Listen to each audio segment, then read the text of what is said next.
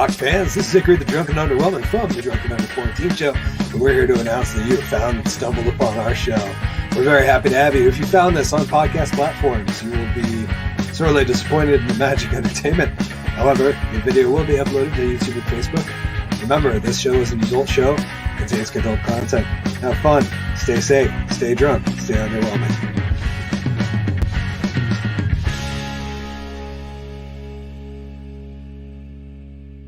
Good evening, ladies and gentlemen. Welcome back. I'm, of course, Zachary the Drunk and Underwhelming. You stumbled upon the Drunk and Under Quarantine Show. It's episode 36. We got Brad from 5 Times August here. This is going to be a wild show. Let's not screw around. We got a lot to get into.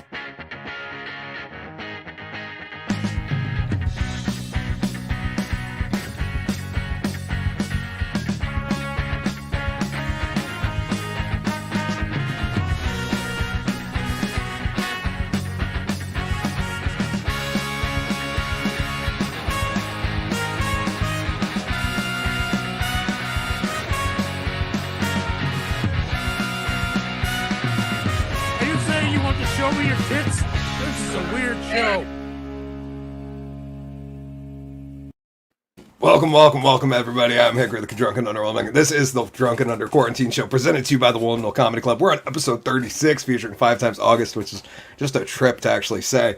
GW's here. Of course, Colin Doyle has made it, guys. Don't worry down there in the comments. He is here tonight. And we got a lot to talk about. We got some huge questions for Brad. We're going to talk about AOC's vacation in hell. We're going to talk about our ridiculous timeline, where I can no longer tell the difference between satire and reality.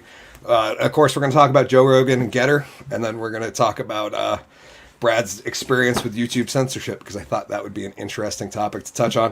But without further ado, we have a show to get into. Thank you guys for being here. Sean, I saw you in the comments already. Said, I had a thought of what if the government's power were focused on truth vaccine, lifetime injections of reality, honesty, humanity, love, understand. Brown shirts are here. Gotta go. Love you, Sean. Thanks for dropping by. Anyways, without further ado, welcoming to our spotlight stage, my man, my buddy, my comrade. Please welcome Mr. G.W. Foley. Oh, there we go. G to the Izzy, dub to the Izzo. Yeah. What is up, motherfuckers? It is Wednesday night. Woo! Got the alert on my phone. We're live on the YouTubes. This is fucking beautiful. Speaking of the YouTubes, I know we plug it every show, and but I wanted to say that I'm trying to get to 1,000 subscribers, because that is the only way right now that I know how to make money without leaving my house. Like it's a scary fucking world out there, and I feel comfort in sitting in my fucking gym shorts doing this stuff. So please tell your friends, tell your loved ones, tell everyone you hate if you don't like my show, because they might like it then. Subscribe to me. But I've learned a lot doing I've issued myself a challenge to get to 1,000 subscribers, and I've learned a lot in the brief time since my challenge. I have learned that I suck at video editing, so my entire college career that I'm currently doing is going to be a giant failure.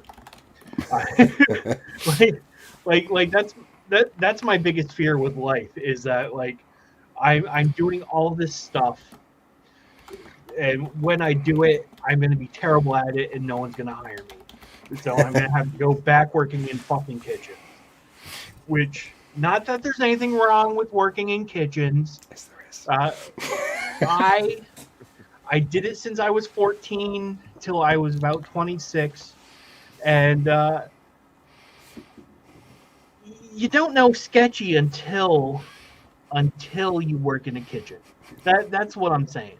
It is like, I have never met and this is coming from a comedian as I say this. I have never met the biggest bunch of degenerates in my life than working in a kitchen. They're anything I ever wanted illegally, I could get easily just by going Hey, do you know a guy? I know a guy. That's fun. What do you want? You want uppers, downers, quaaludes? Like they haven't even sold quaaludes since 1988. But I know a guy who has a stash. It's amazing. Um, I am loving the weather lately. With like today it was like 40 degrees out, which I know everyone's gonna be like, but you live in Vermont. It should be like cold. No, fuck that shit. Like let's kick up global warming. Like I currently live in a state that's landlocked. So if ocean levels rise, it doesn't affect me too much. Oh no, it's going to affect New Hampshire. Well, fuck them douchebags. They know what they did. Telling everyone we're the upside down twin state. No. They're the ones who are right or wrong side up. Yep. Like supposed to have the thin bottom and the big top, like our women. Yes, everything in the back is completely flat. Titties for days.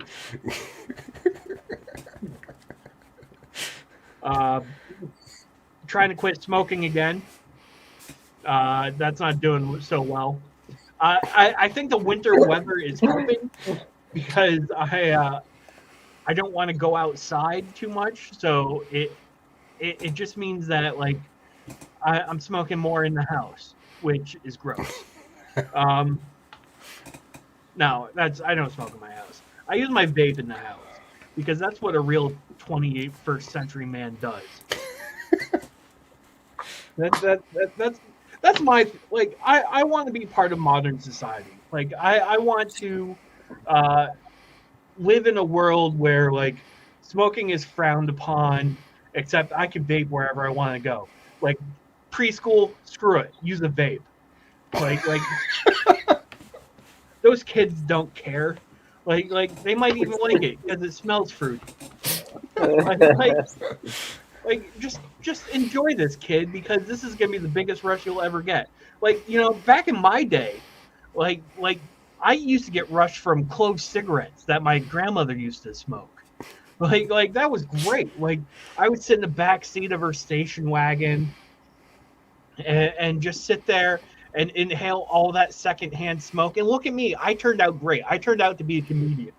There's nothing wrong with me. That's my story, and I'm sticking to it. Let's turn it over to Colin and see how he's doing. I'd say he's weak, but he's hardly ever here. How you guys doing? Just over here wearing my mask. Never be too safe. You know, sometimes, you know, you gotta wear the mask.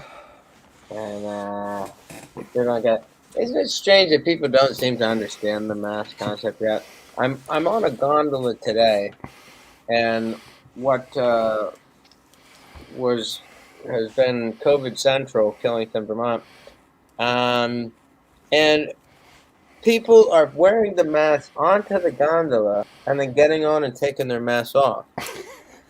Okay, and then today these people started standing there. They got hip to this, and after 2 years, right, of this bullshit, the one time we needed to deploy the mask in Killington was fucking now, right? Like, there's every time to use those masks that you've been collecting precariously for several years now would be now. Nobody had any fucking mask. Nobody had any mask. Over 100 employees down with COVID. COVID everywhere, everybody with COVID. And no mask. And so this guy gets on, he has the mask, he takes it off, and I'm about to say something, and someone at the resort goes, could you please put your mask on? And he continues to snicker up the way, well, why didn't you get my face and tell me to put my mask on? I'm like, you are literally the person giving her a job. She is employed to prevent damage control from me whacking you in the fucking head with a snowboard. You know? Where are you from and why are you breathing on me? I'm sorry. That's what it's come down to. From the trenches up here. Skiing in Vermont.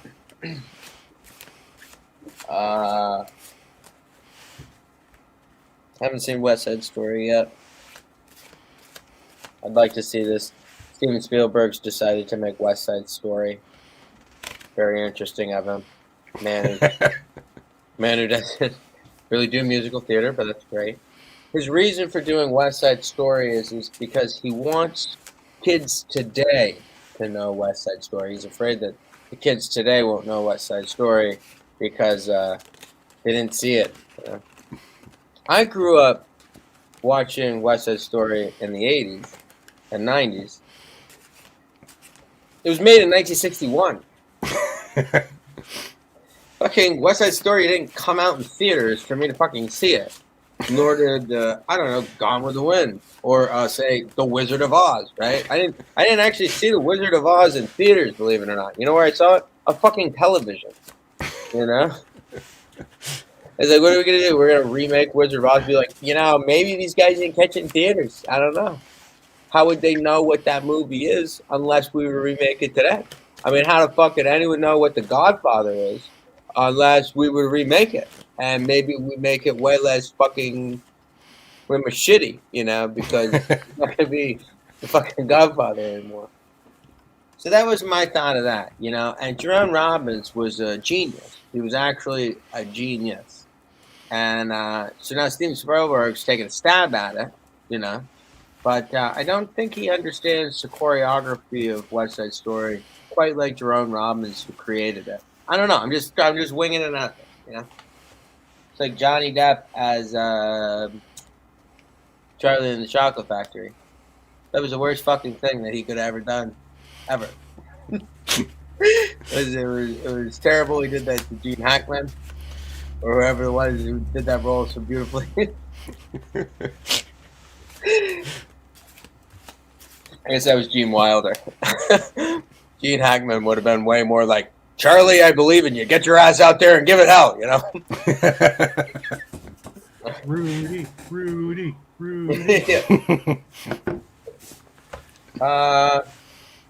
Yeah, you know, and that's pretty much it. I've been really enjoying a little decompression on the hill.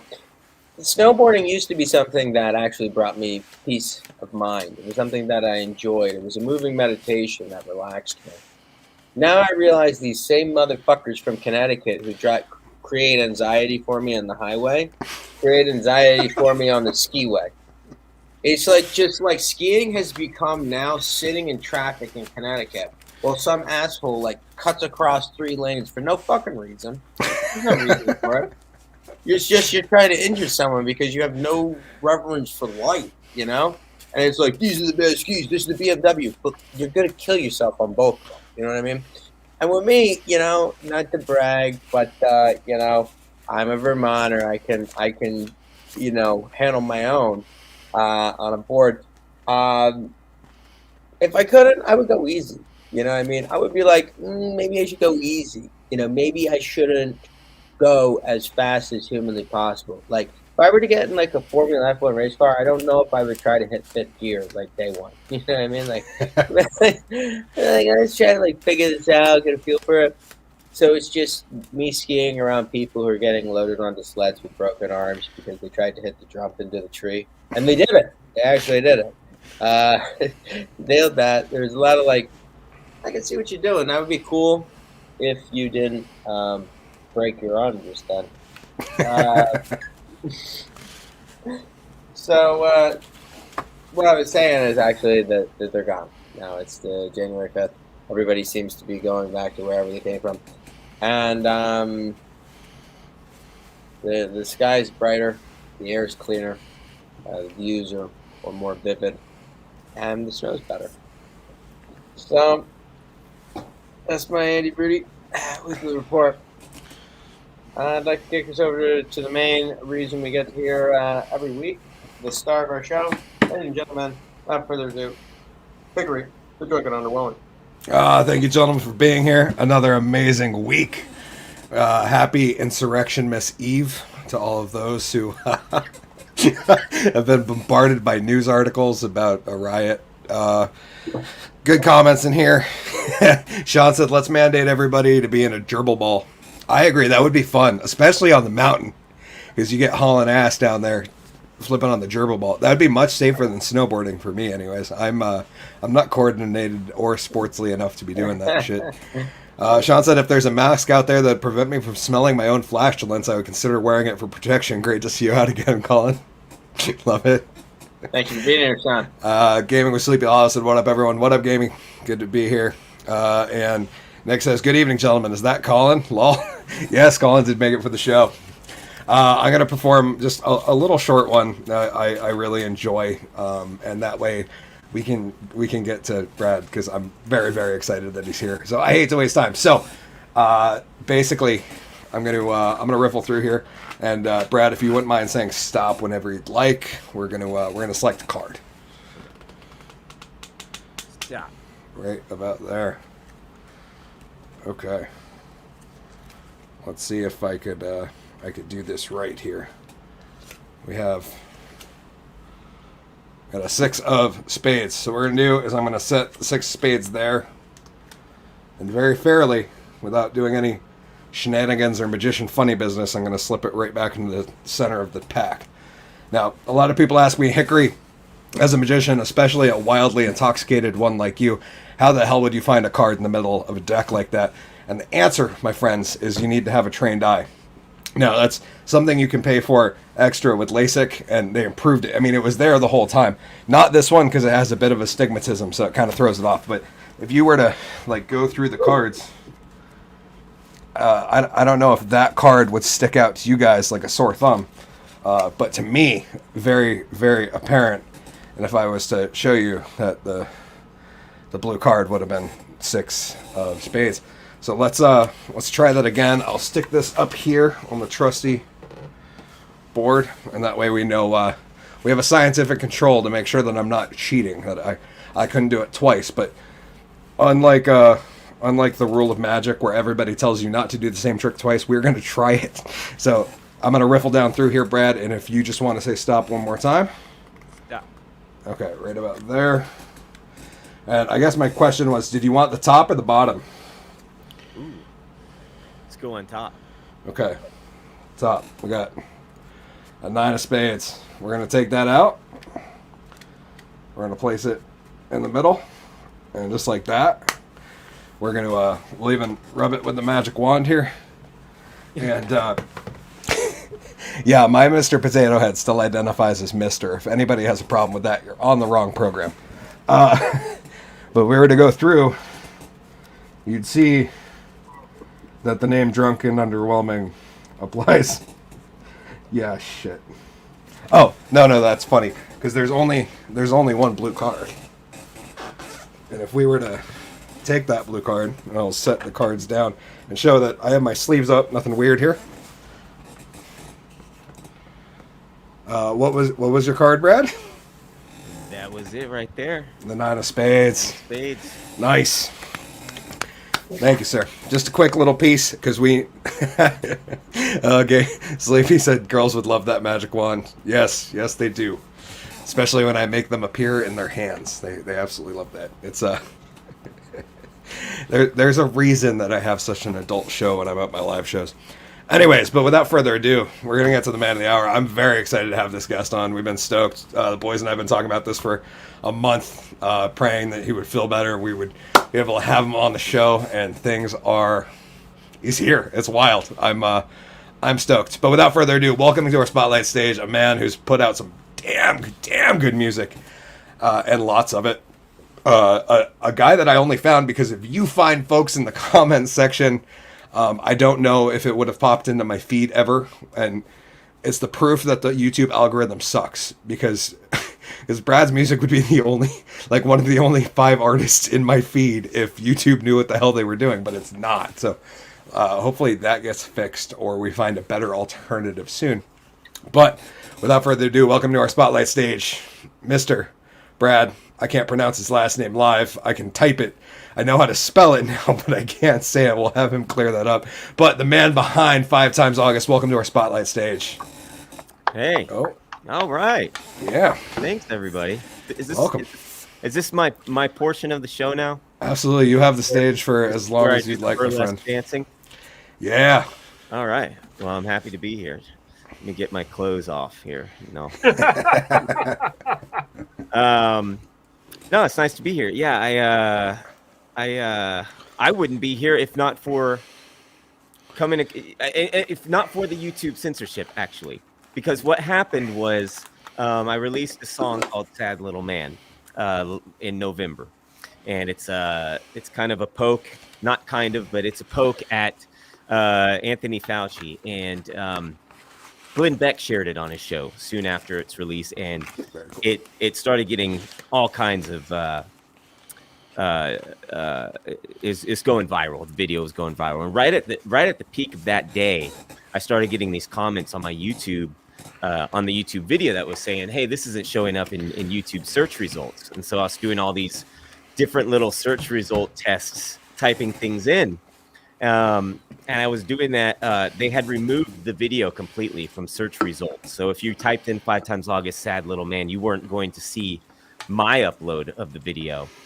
But the next day I saw your reaction video of it, I think. And that's how I saw your video. And I appreciate it. You were the first person to do sort of like a reaction video of it. And I always like watching those because I don't really get to watch people watch my stuff very much, you know? So it's cool. But I enjoyed you got a nice laugh to you. I liked it. I liked the presentation. So it was good. But yeah, happy to be here. Happy New Year. We had Christmas. Got together with a lot of my family over the holidays, and then came back, and I spent the New Year's sick with what appears to be the COVID, and it was a headache, a little bit of sweats for 2 days, and I survived. I lived to tell the tale. I was told for over a year that I would die being unvaccinated, but I like to live on the dangerous side. And so, somehow I survived. So I don't really, I don't have jokes. I have music. So I figure I'd play a song for you guys. Nice. And, I'll play Sad Little Man acoustic style here with my little guitar. I actually bought this guitar for my son last year. This little Gretsch, it's called the Jim Dandy. Bought it for him last year on Christmas, and he didn't take to it quite yet. He's doing piano now. So this little guitar was sitting around, and I started playing on it. And I wrote just about every song I released last year on this little $180 guitar. And I've got much nicer guitars behind me, which just goes to tell you, like, it doesn't matter how much the guitar costs. It's just whatever it pulls out of you. But I love this little thing, and I'm gonna try to squeeze it in the frame here. Hopefully it sounds all right. But this is Sad Little Man. This came out in November.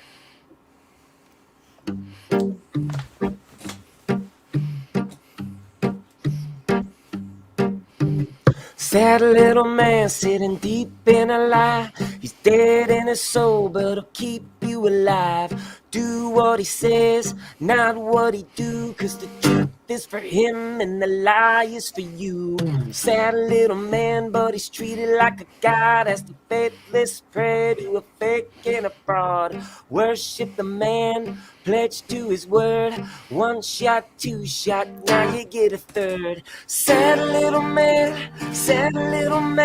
you better run now while you know you can. Sad little man, you don't fool me, you sad little man. Sad little man, gonna trap you like a dog, put your head in a net while they eat you raw. Don't ask why, just comply, 'cause fear is the drug that the doc prescribed. Sad little man, you can watch him on the news, preaching to his choir while they learn the rules. Some feel safe, some feel healed, but they'll all hold his hand as he makes the kill. Sad little man, you better run now while you know you can. Sad little man, you don't fool me, you sad little man.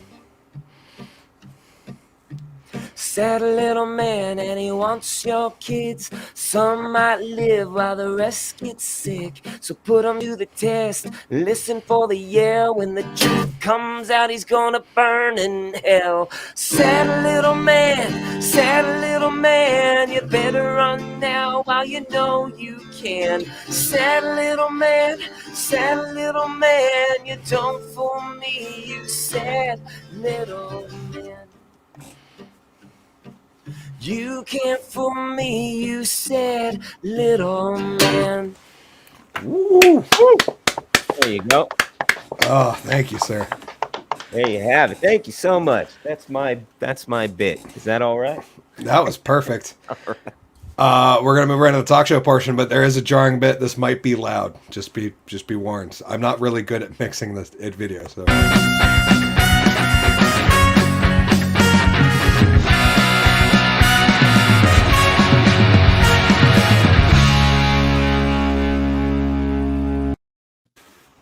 Oh, I got to do the little fixer thing. Oh, I almost got it right that time. Brad, welcome to the program, sir. It's good to have you. Let me clarify. It's Skistimas. Skistimas. Okay. The last name, Skistimas. I read it out loud like 15 times before the show, and I was like, I'm gonna mess this up. And ask the boys. I'm bad at names to begin with. Yeah. But once there's like, I didn't know if any of the words or any of the letters were silent. I kept thinking it was Skistimas, and yep. Yeah, I get that one a lot too. Okay, I was gonna say you must have a hell of a time at the DMV. My whole life, sitting in class in like elementary school on the first day of school class, it was like the teacher would be like, "What is it?" And then the kids would snicker and it's Skistimas, just leave me alone. Yeah, I had the same problem growing up. I just. Everyone looked at my name and they're like, "What?" I had the substitute teacher read my name Colleen, right? I get their thing. And of course, Colleen is a girl's name. It's Gaelic for a little girl. Colin's Gaelic for a boy. And people couldn't fucking read it right. So they would say, "Hey, Colleen," and then everyone would laugh.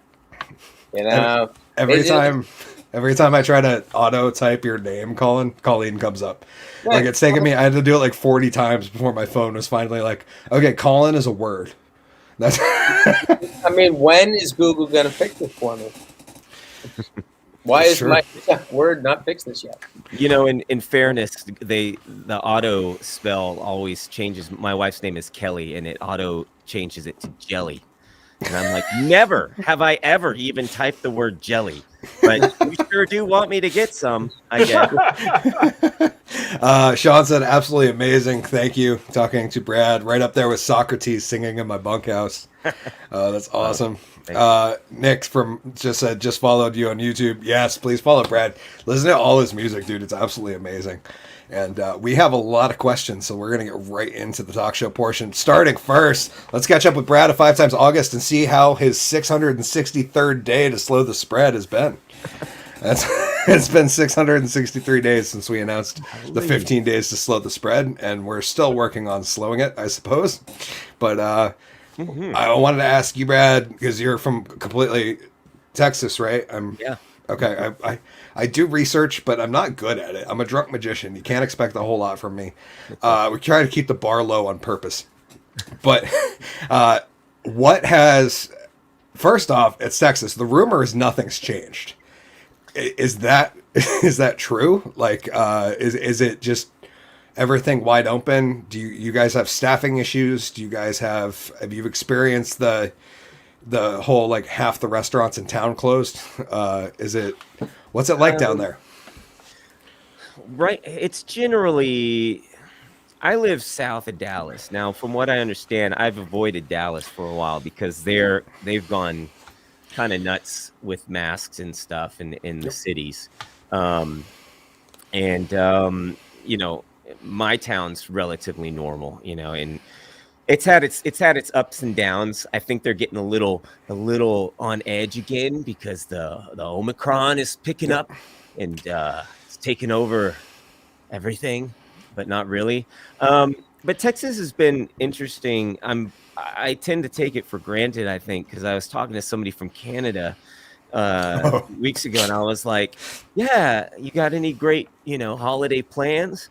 And it's just a casual conversation, and he was like, "Well, we're kind of prisoners in our own home right now," and I was like, "Oh yeah, right." I was like, "God, that sucks." And so Texas has been,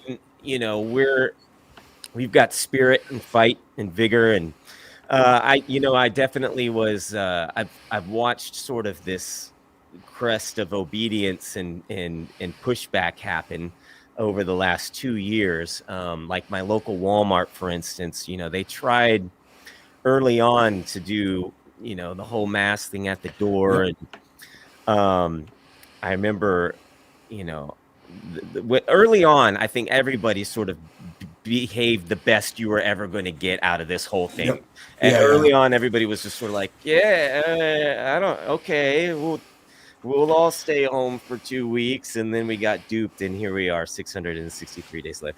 But like going into Walmart for the first time, where I was like, I'm not doing this, and like walking through the door without a mask while everybody was waiting, I had all these maneuvers and did it, and I was the only one in the store for a while. And then you sort of see over time the masks trickle off people's faces, and then you see it sort of coincide with the stories on the news, and then the news will come out and say, oh, such and such as cases are rising again. Then the masks come back up and more people are wearing them again. But generally in my city, you don't really, I don't know, I'd say it's like 80% normal feeling, you can go anywhere, that's for sure. Yep. Which might bump it up to 90% normal. I don't know what feels normal to most people, but I don't remember what normal feels like. Yeah, I know Vermont. that's the hard thing. What's your standard for normal at this point? But yeah, I think generally compared to most of the rest of the world, Texas and Florida is going to feel the most normal to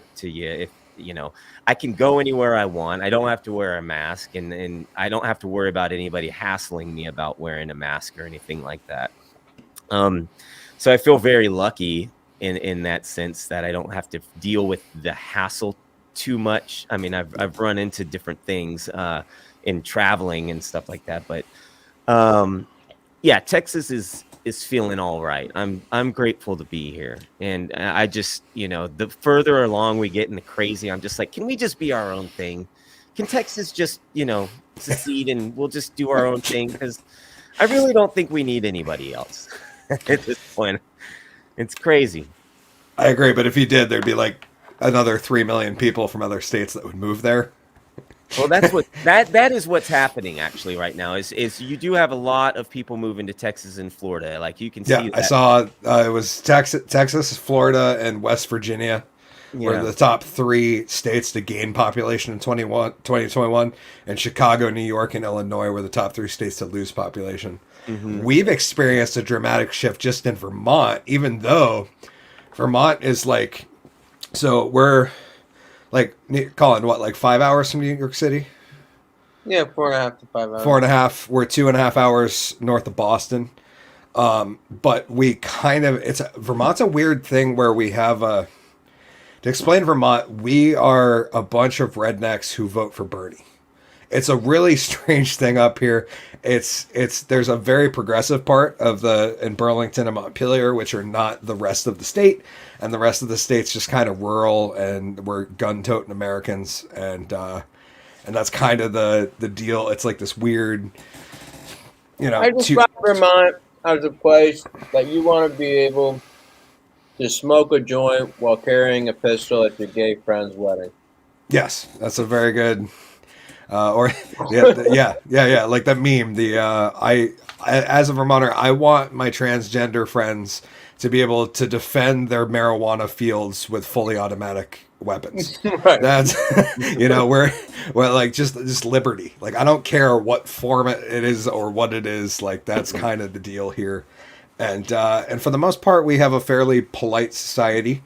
Although I will say we've been very much a little bit infiltrated. We have I think we had 120,000 people move to the state, which doesn't sound like a lot to a guy from Texas. But our fucking base population in 2019 was like 500,000. The local high school added 118 kids in 1 year, which was more than my graduating class. Wow. Like we had people from New York and Boston flock here. So that's kind of changed the situation a little bit. And we have a lot more city folk being scared than I would have expected going through this. But, no, the issue now is that we have like a major staffing crisis in Vermont. That's been our issue, is that local businesses are like barely holding on because nobody wants to work. And I'm not sure where everybody went, but what I think really happened with Vermont is that I went to college. it's that GW is not working. That's the entire no. What happened is we had a lot of people. We lost GW from the Vermont labor force, and the whole fucking thing collapsed. Okay? Crippled it. It fucking crumbled. What I think happened is we had 120,000 people move here that don't contribute to local society. They're all people that make a living doing stuff online, that write articles for whatever paper or whatever, like they're not base level workers. So like we gained 120,000, but we didn't gain the proportionate amount of grocery workers. We didn't we're having a hard time. My town can't even staff a fucking plow. Like that's how bad it is right now. Is that we're in the middle of Vermont winter. I think we have one guy on our town crew. All right. I'm pretty sure they had to bribe him. All right. You say no, Hickory. The constable's gonna suit up. You need a plow, man.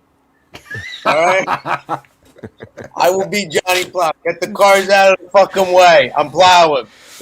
I will attach a plow to your Yoda and just let you I will find some tire chains. Yeah. You gonna get me a little kiddie plow? Absolutely.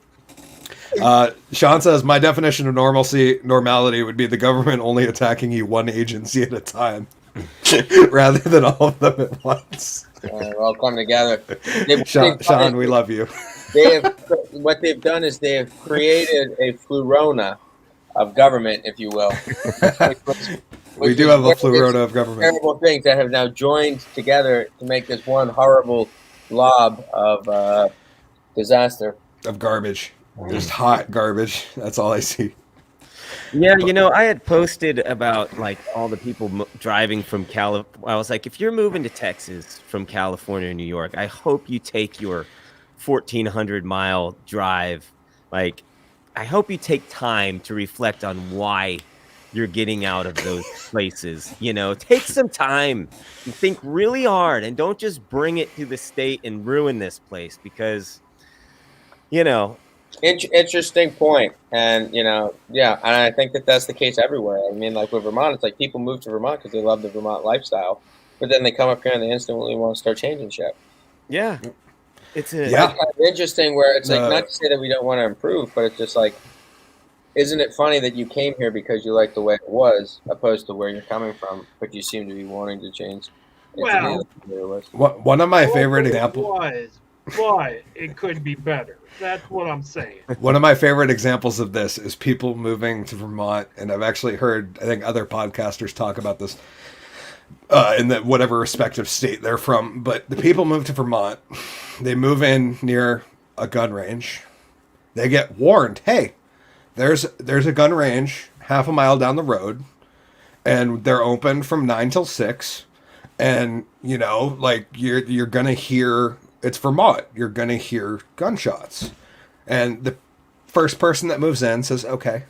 And they keep their mouth shut. And then the next house down the road gets bought by another guy from Connecticut. And they get told the exact same thing. And they keep their mouth shut. And then all of a sudden, you got 15 people from the city that move in here. And all of a sudden, they vote to close the goddamn gun range because of the noise. And it's just like, no, you guys came here because we're a better state. You got fully warned, hey, there's a range, it's loud, whatever. The people are safe. They're not doing anything stupid. We have set rules. You're not allowed to bring illegal weapons, etc., etc.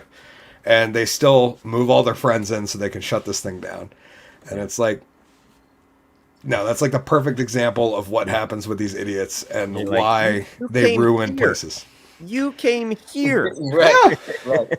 Yeah, and now you got a rule that I can't shoot my 50 cal, even though it costs a lot of money because it's too loud. And it's like, well, yeah, but you're the idiot that moved in within half a mile of shooting range.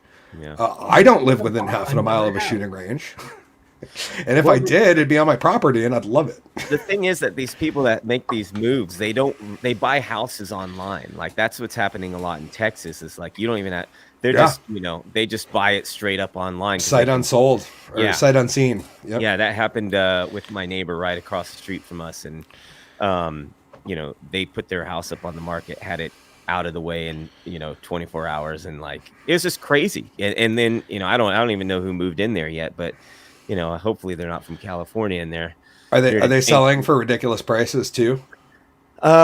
Yeah, they are actually, because you can buy a mansion here. Technically you can buy a what would be considered a mansion to someone from New York or California for half the price, and it's just crazy. I mean, I have a brother that lives in Northern California, and he just moved for the first time in 20 years. But he lived in a decent house, small, but it's kind of small, and every time he came out to Texas, he was always like, geez, how much is that house? It blew his mind.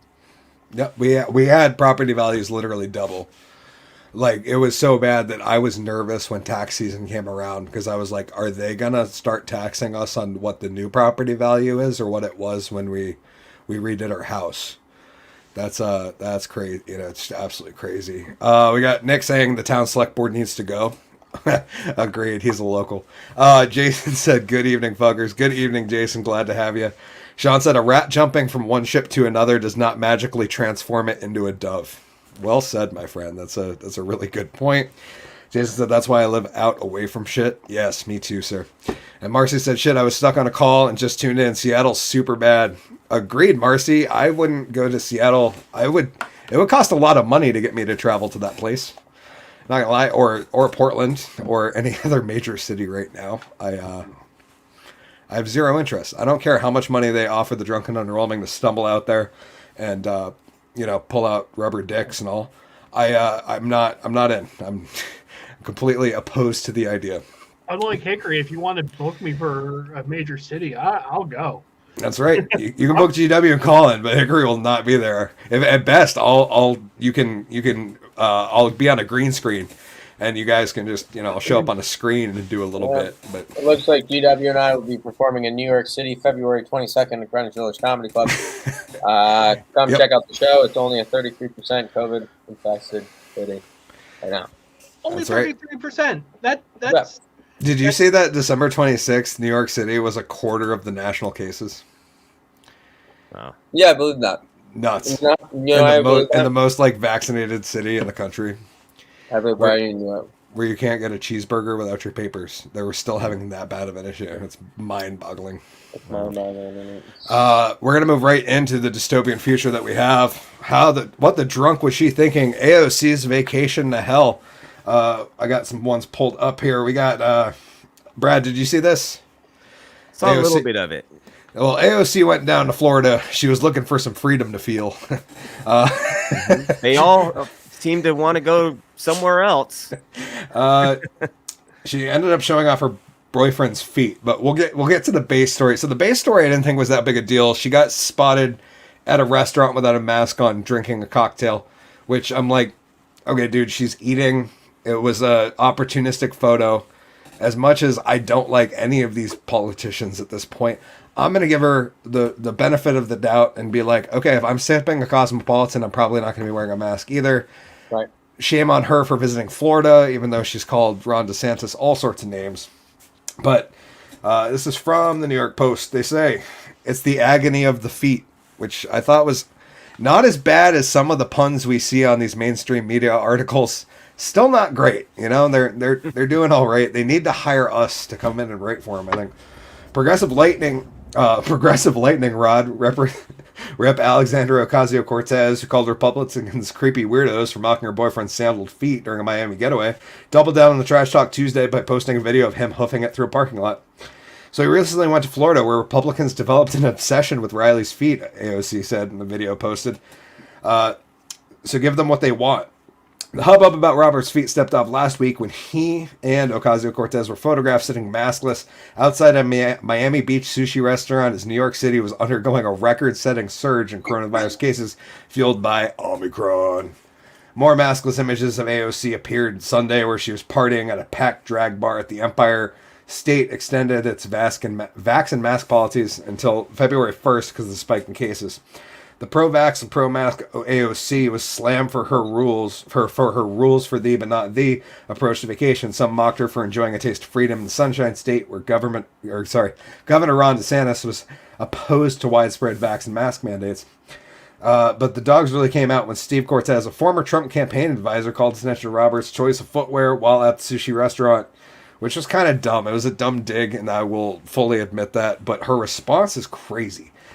First off, this guy said, 1, if leftists like AOC actually thought mandates and masking worked, they wouldn't be frolicking in free Florida. Agreed. 2, dumb dig. Her guy is showing his gross, pale male feet in public, not a pool beach with hideous sandals, he added. Not inaccurate, but... even as a guy with kind of a foot thing, I don't give a shit. I don't look at dudes' feet. I don't care. Did he have painted nails? Nope, wouldn't have caught my attention. AOC fired back Cortez by calling him and other Republicans creepy weirdos. She said, if Republicans are mad, they can't date me. I should really do this in a Karen voice, but I don't do one well. If Republicans are really mad they can't date me, they can just say that instead of projecting their sexual frustrations onto my boyfriend's feet, AOC posted on Twitter. You creepy weirdos. It's starting to get old ignoring the very obvious, strange, and deranged sexual frustrations that underpin the Republican fixation on me, women, and LGBT plus people in general. These people clearly need therapy, won't do it, and use their politics as their outlet instead. It's really weird. So AOC went from being called out to going on vacation in a state that she's been raging against for 2 months and calling Ron DeSantis all sorts of names to deflect the easy way and say, you guys are weird. You want me. You want me so bad. G-Dubs, this is your number one defense, right? Yeah.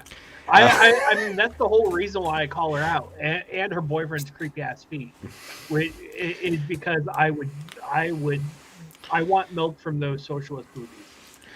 That's I don't care. Like I will give up 50% of my income, which is nothing. Deflect and evade. You're willing to give up half of that, are you? Yeah. For a chance to those feet. Is that what you're saying right now? Yeah. Tax the rich, tax me. I will pay 50% of my income if I can motorboat her. For the record, GW, she was my hall pass. And what I don't understand is it's I don't like anybody who goes to Florida, right? I like Miami. And Miami is like this little thing that's like, you know, it's like this little thing I have with the Cubans. You know what I mean? It's like there's a little thing, you know, here. Everything else is such. I like Tom Brady.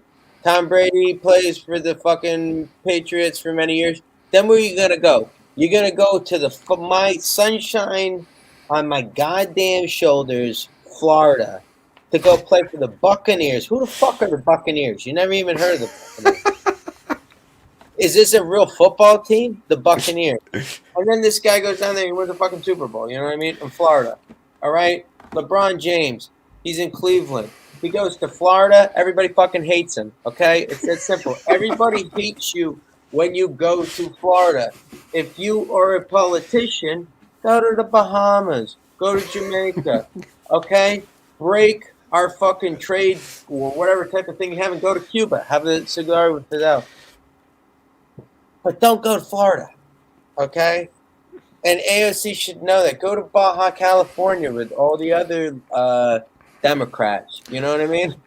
Yeah, go to California. They have beautiful coasts, and they love your politics. You can bring your You'd mask. be a fucking rock star the entire time you're there.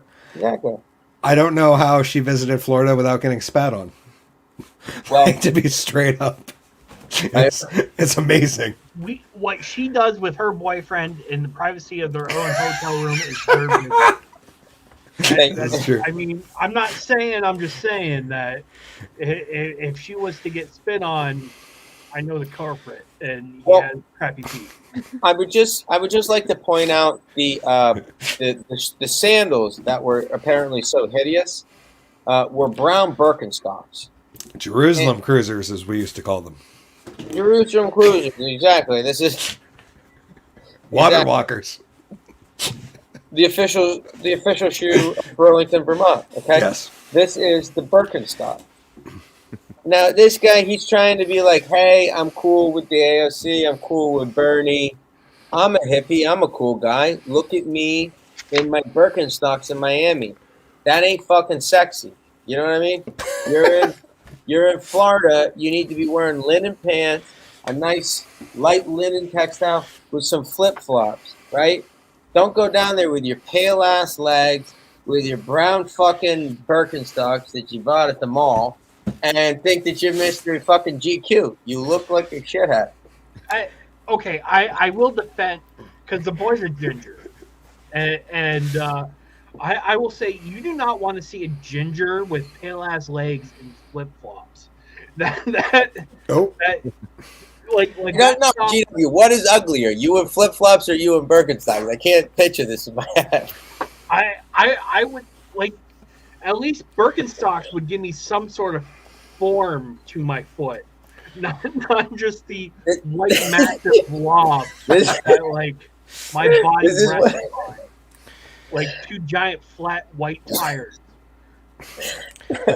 Well, that's what he was thinking, and look at how he looked in the Birkenstocks. Not good, my friend. Not good.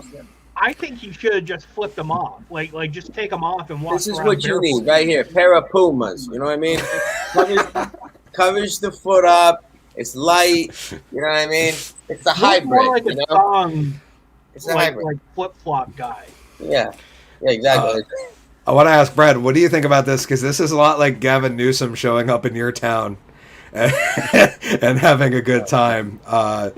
Kind of, right? Like, it's like the person that calls for the most strict things visiting the place that has none of it. Yeah. As somebody who lives in Freedom Land, does that piss you off, or do you think she's just like fighting the case for freedom by being so just cognitive dissonance about the fact that she left a place where she's voting for not freedom to go to a place with freedom?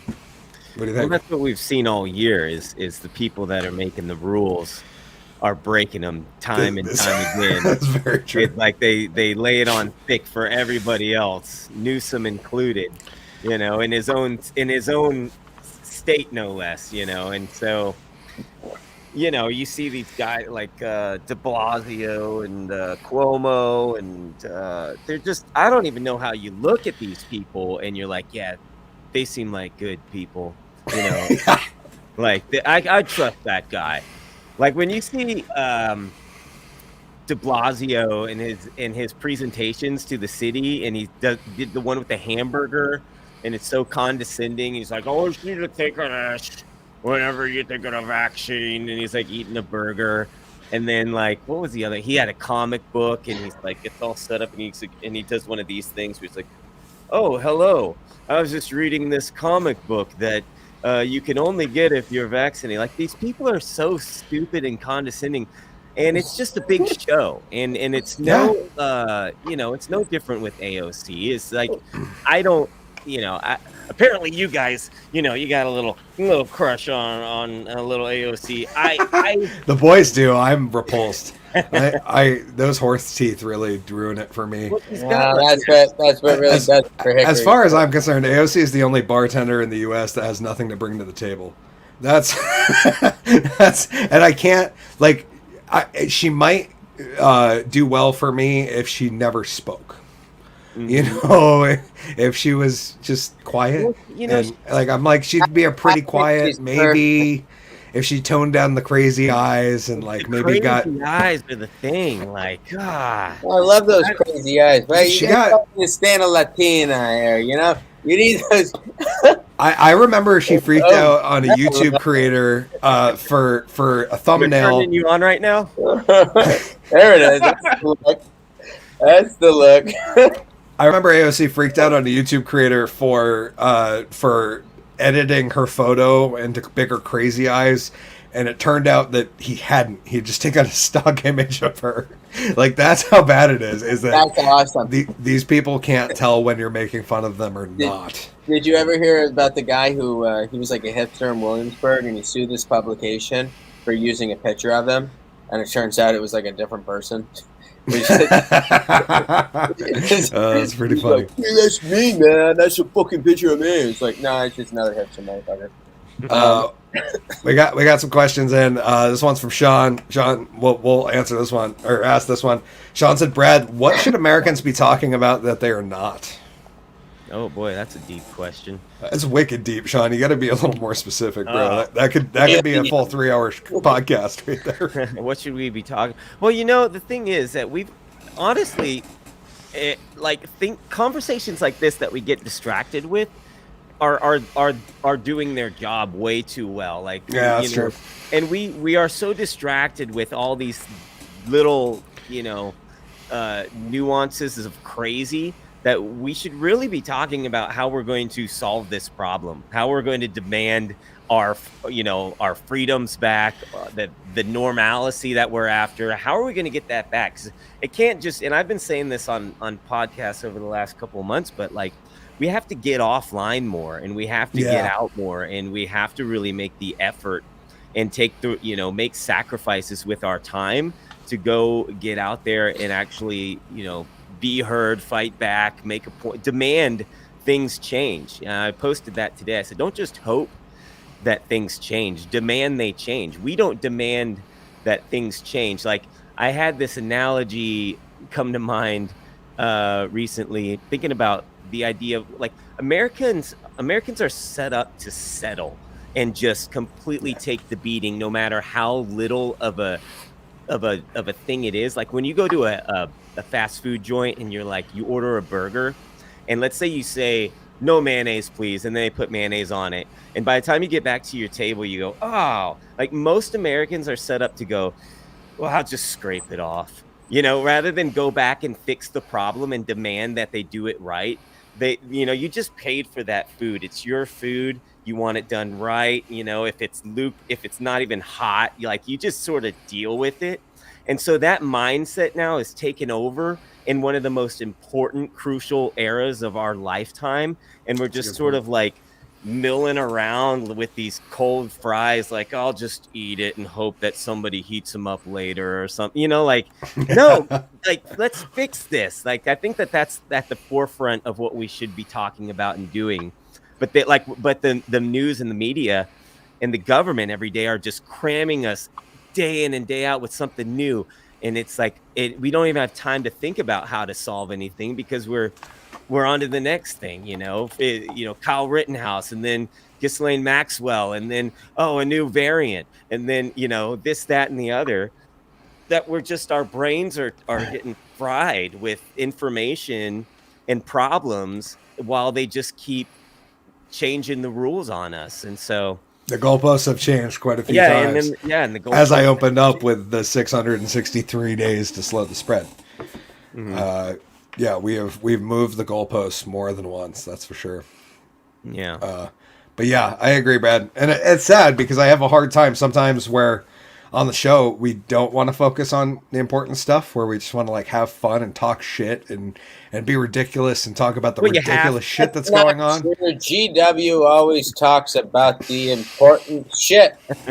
But on the flip side, we also try to delve into important stuff, but it's also this really fine line where we're like walking the edge with social media, where we don't want to get kicked off Facebook and YouTube because they're really good at promoting stuff.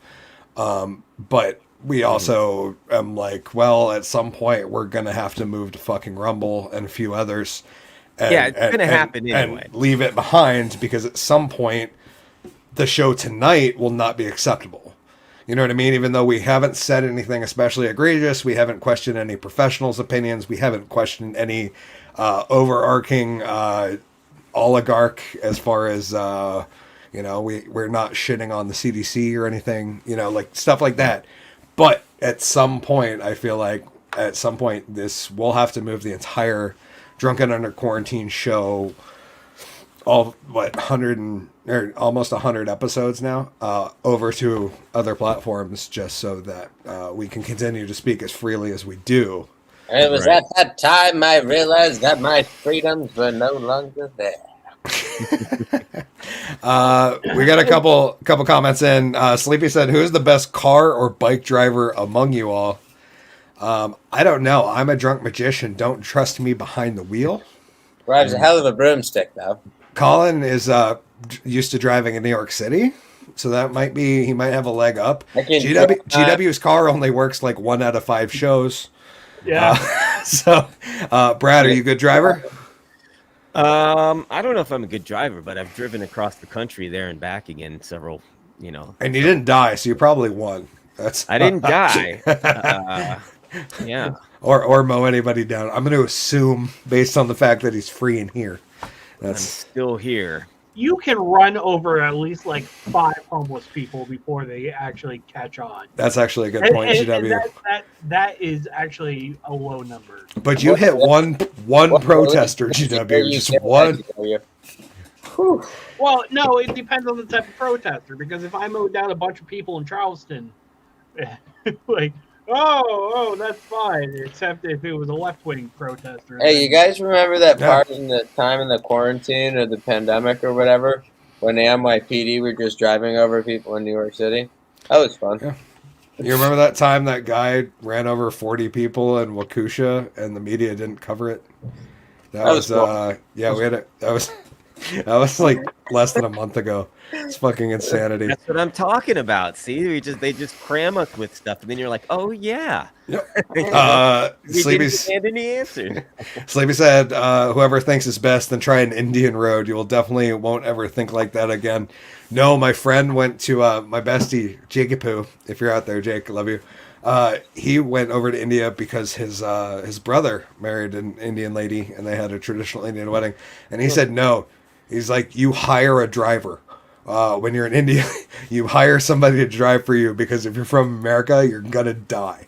Like, it's a completely different situation, and there's one-way roads everywhere, and nobody cares about street signs.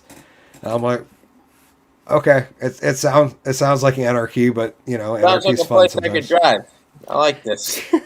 Was that India, you said? Yeah, India apparently. Oh, yeah, I think my brother went there, and he came back with some crazy video of the traffic there, driving in and out. It's like, weaving in between cars and going the wrong way down one-way roads and stopping because a cow was crossing and sat down. Like, it's just... Sounds like Boston. I was going to say, except in Boston, somebody gets out and shoots the cow and pushes it on the sidewalk, and then other people come out and cut it up. Passes the guy at Dunkin' Donuts. He's like, hold this. Sean said, yeah, that's what I call the grasshopper hunt. I'm not sure what he's talking about, but Marcy said, I'm loving Brad's answer. Yeah, he had an absolutely solid answer for that question, even though he seemed unsure to begin with. Marcy said, oh, the humanity. Sean said, what guy? There was only one car involved. Oh, the Waukesha incident. Yeah, that was true. They were very quick to be like, a SUV drove through a group of protesters. And I'm like, you guys act a little different when it's like not a car. Because every gun story I hear expresses the guy's name and tells about his racial background and whatever he was posting on Facebook and Twitter. But all of a sudden, a guy drives through 40 fucking people at a Christmas parade, and it was a red SUV that went through a group of. Was he white? Talk about the race. No, he was a black nationalist.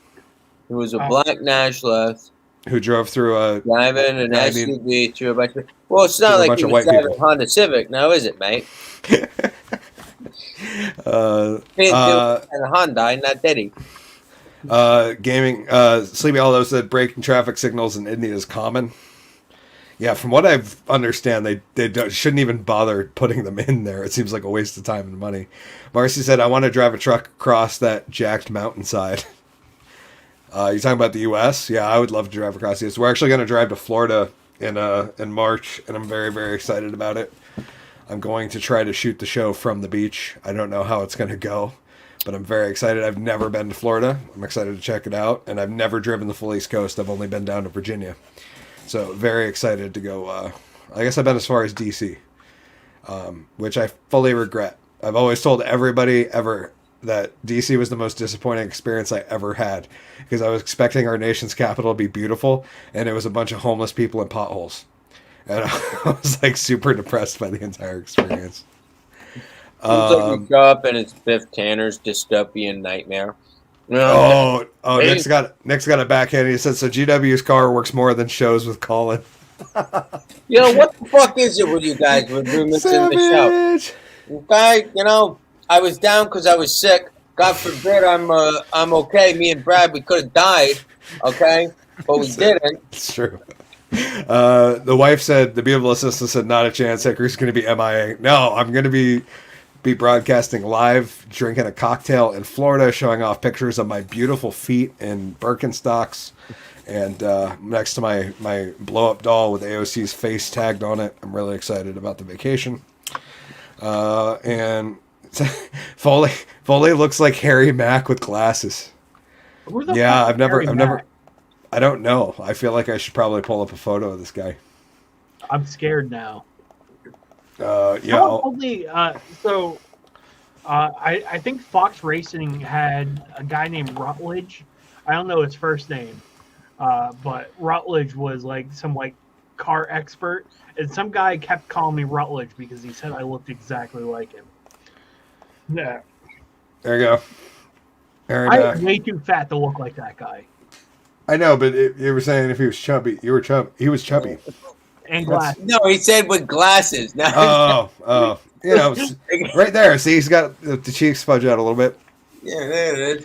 That looks like GW up there rapping without glasses. I see what you're saying. He's the illest.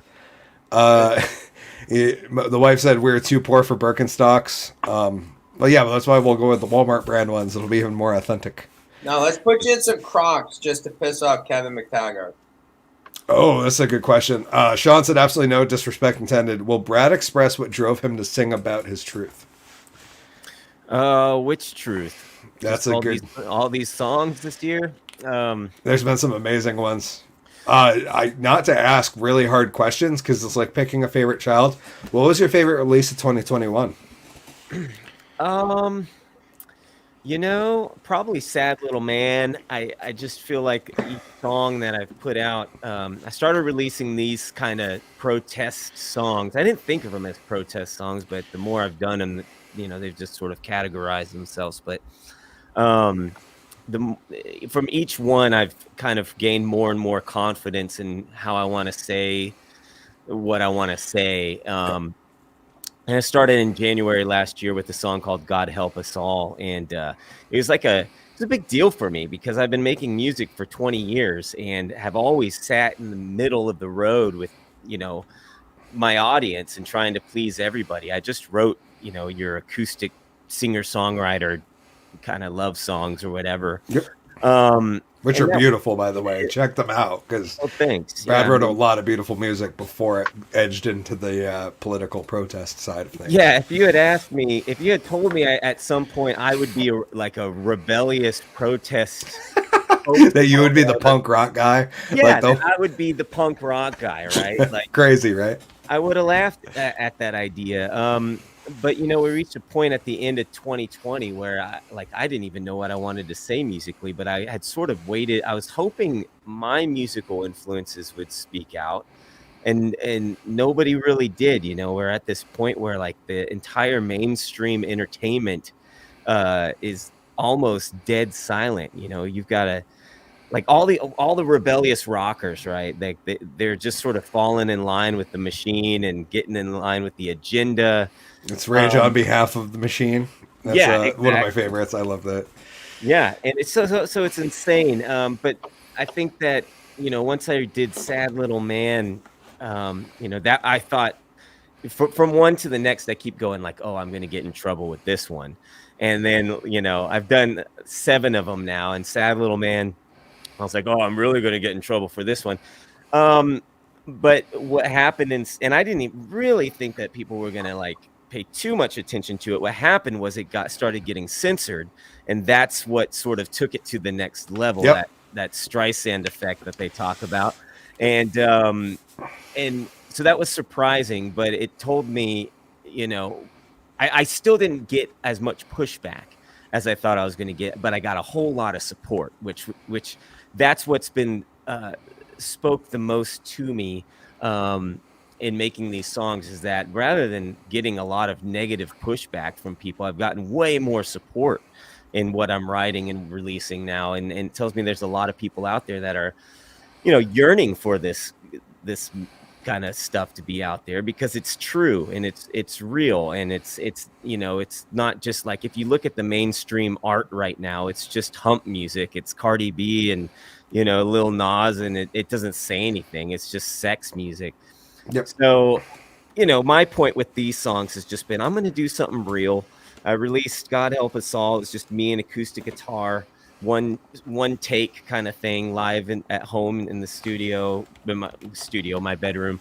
And, you know, I started speaking up because this is not the world that I want to leave for my kids. And I don't want to look back on this time and go, you know, I didn't say anything. I didn't do anything, you know, and that's what I left for my kids. I have an opportunity with my talents to say something that others can't.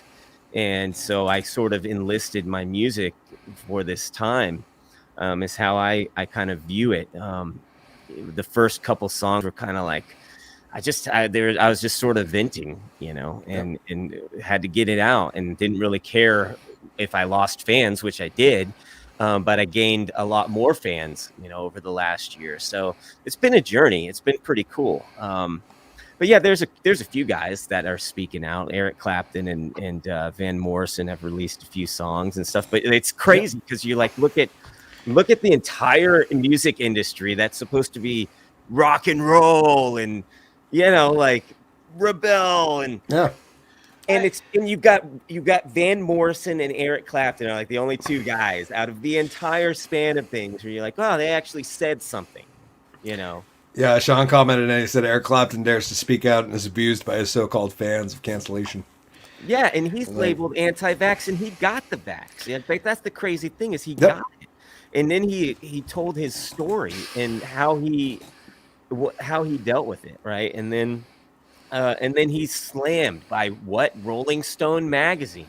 And they start putting out these pieces to slander him, and they drudge up these old like racist comment stories. And I'm like, these stories have been around for 50 years, just as long as your magazine has been around, just as long as Eric Clapton's career has been going. And all of a sudden, Rolling Stone is deciding Eric Clapton is a racist.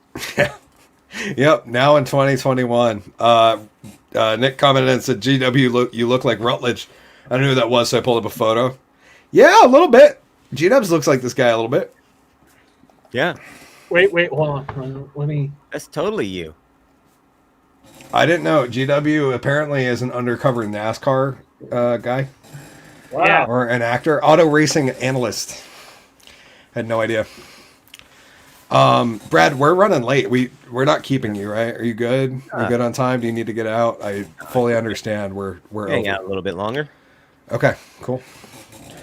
I had another. In that case, I'm going to crack another beer. Yeah, get to it. I'm going to go grab another beer. Are you guys good for a sec? We were going to talk about Joe Rogan next. Yeah. Cool go grab a beer. I'll take over and. Awesome. I'll be right back. So, Brad, what are like some of your influences musically? I grew up with listening to a lot of 50s and 60s music. When I was in 5th grade, I had a teacher that would play oldies radio in class, and that was sort of just opened up my mind to I don't even know. I just liked that music. It was just Ba-ba-loo, ba, There you go, baby. Viva. That's right. Yeah. And a lot of that music, I mean, that's kind of at the heart and soul of who I am as a songwriter. So I just like a song, a good song. You know, it doesn't have to be too complicated. Just 3 chords and the truth is how they used to say it. But you know, and then I grew up. I don't know. I really got into Michael Jackson as a kid and pop music. But I was all more so gravitated towards songwriters, Billy Joel and Paul McCartney, Beatles, and you know, that kind of stuff. But any band that has like a good, solid songwriter at its core, I love that kind of stuff. I don't know. I love so much music at this point in my life, like except for anything that's come out in the last 15 years. So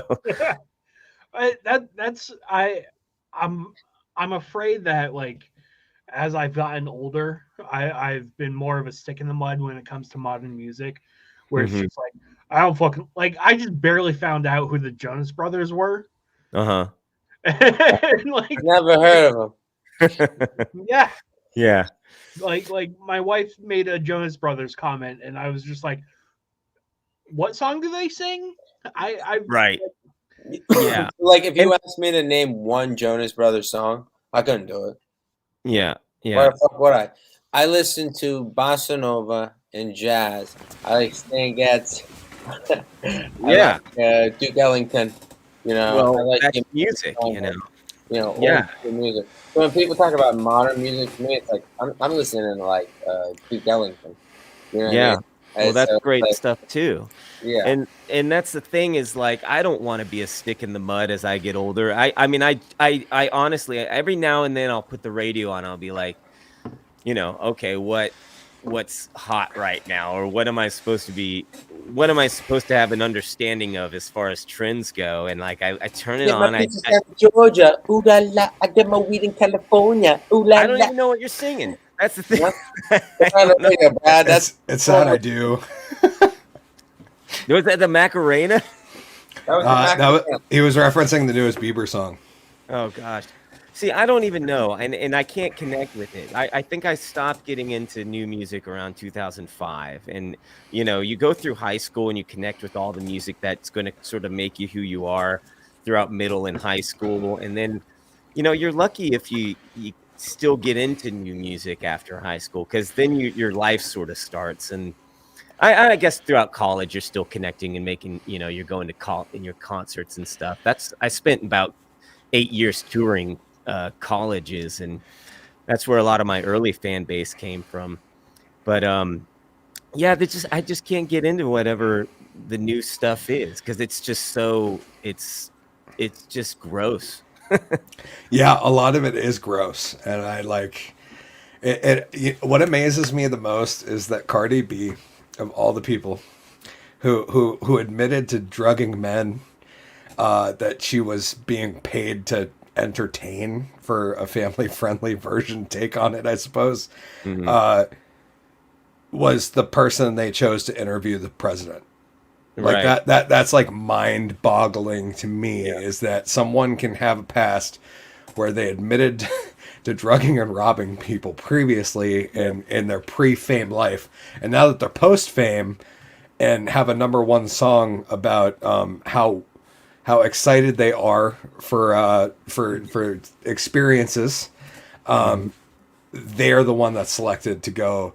It wasn't like a football, like a kid who grew up poor and became an NFL All-Star. It wasn't like a musician who struggled really hard and became great over time and is now a beautiful, influential artist. No, it was Cardi B was selected to interview Biden. Which president did she interview? She interviewed Biden on a live stream. Because if she interviewed Biden or Trump, they would both be wetter pussies than her.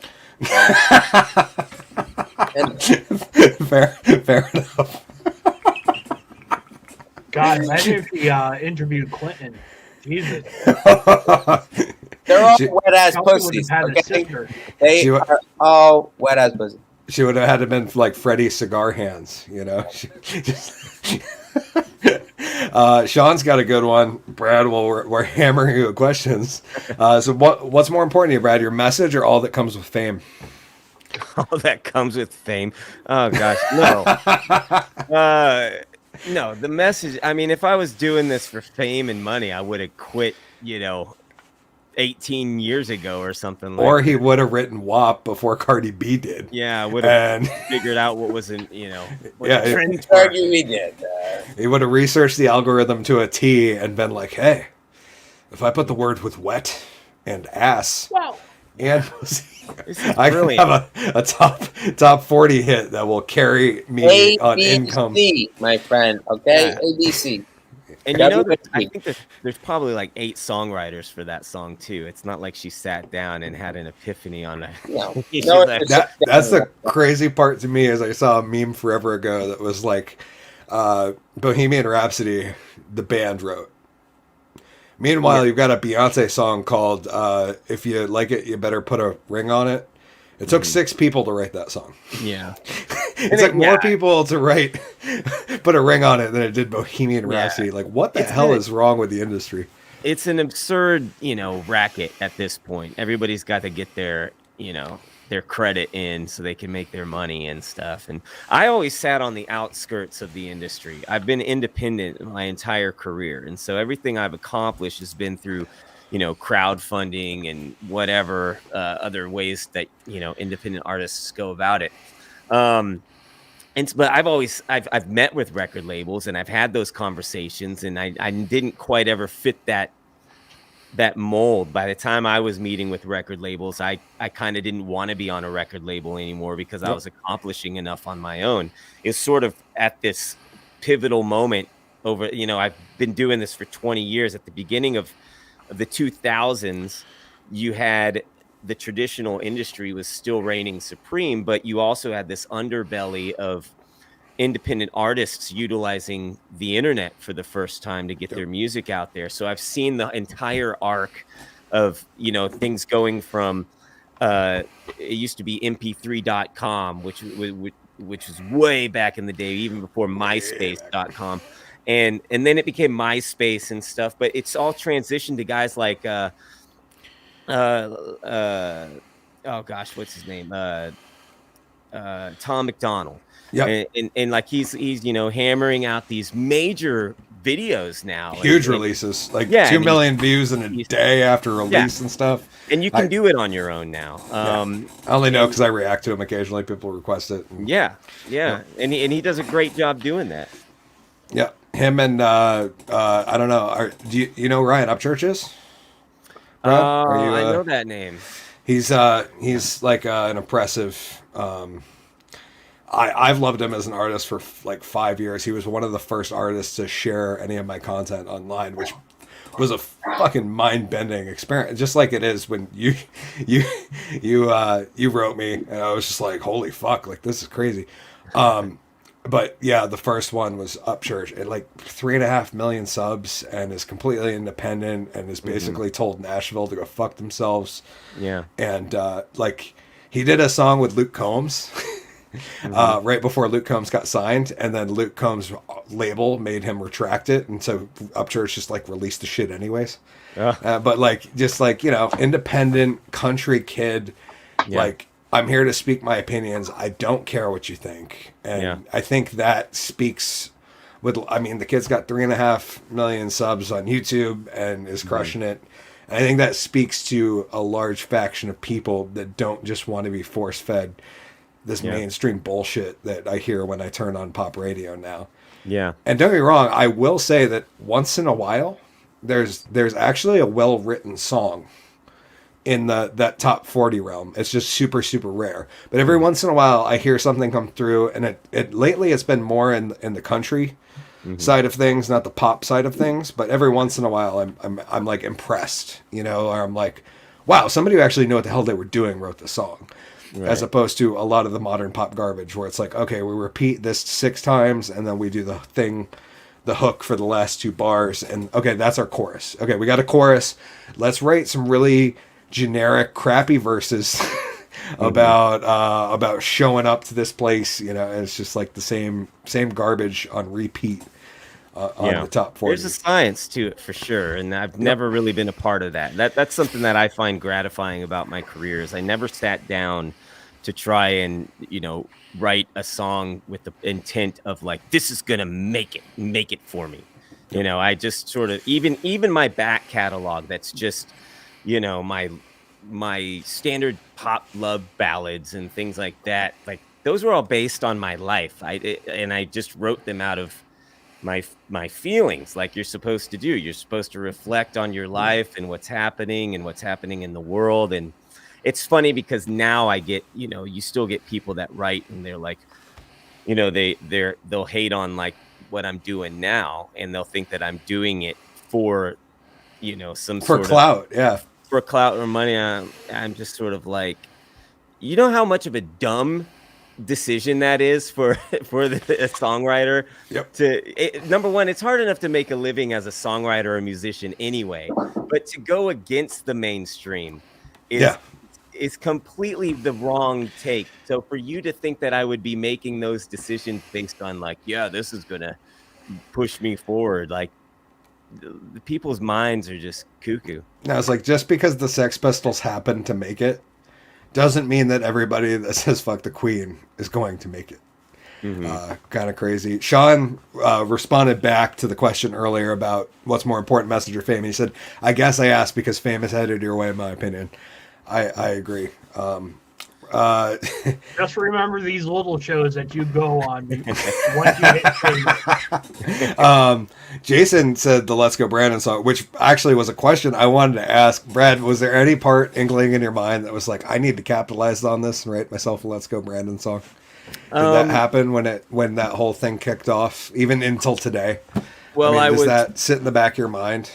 No, because I wouldn't have written a Let's Go Brandon song. I did write a song called Joe. Yes, which is a phenomenal. It's actually in my Let's Go Brandon reaction playlist because it is a beautiful, beautiful work, and so what's funny, says it to a T without saying it. It's phenomenal. Yeah, it's a you know, commentary on the current guy in office, and I was gonna say on the president, but what's funny is I wrote that right before the Let's Go Brandon phenomenon happened. Yeah, it's like October 3rd or something like that. Yeah, and this was all a response to the Afghanistan withdrawal. Yep. And so I wrote this song called Joe, and it was sort of spawned off of the old Hey Joe, where you going with that gun in your hand track from the 60s, Jimi Hendrix made famous.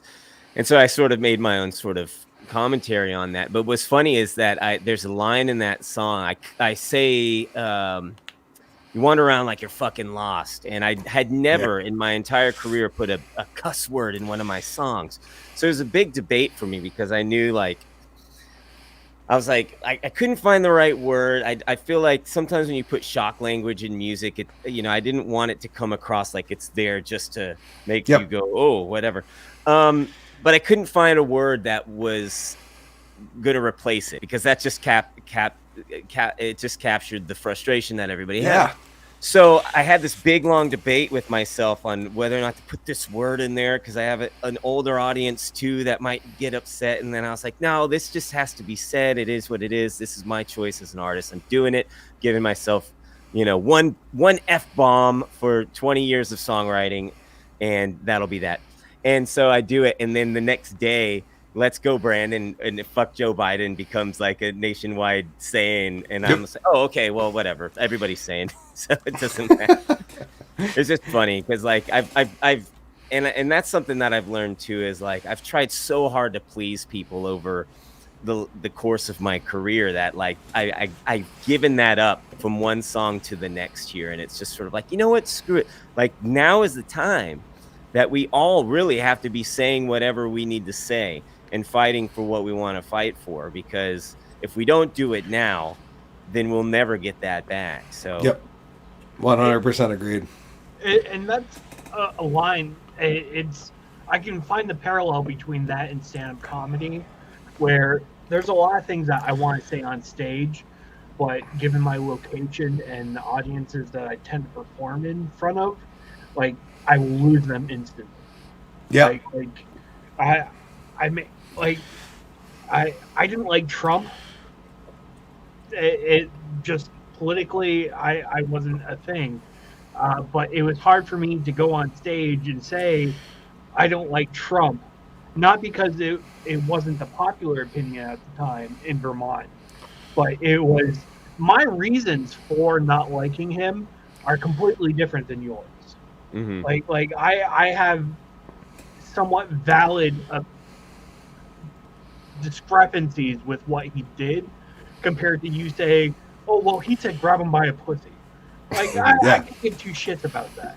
It's dropping a giant fucking bomb on Afghanistan and gloating about it on the fucking news and watching the world news like, oh my god, he's finally presidential for one thing. Like, yeah. No, I agree. I had severe criticisms of Trump as well, but it wasn't for the same bullshit that everybody else was talking about.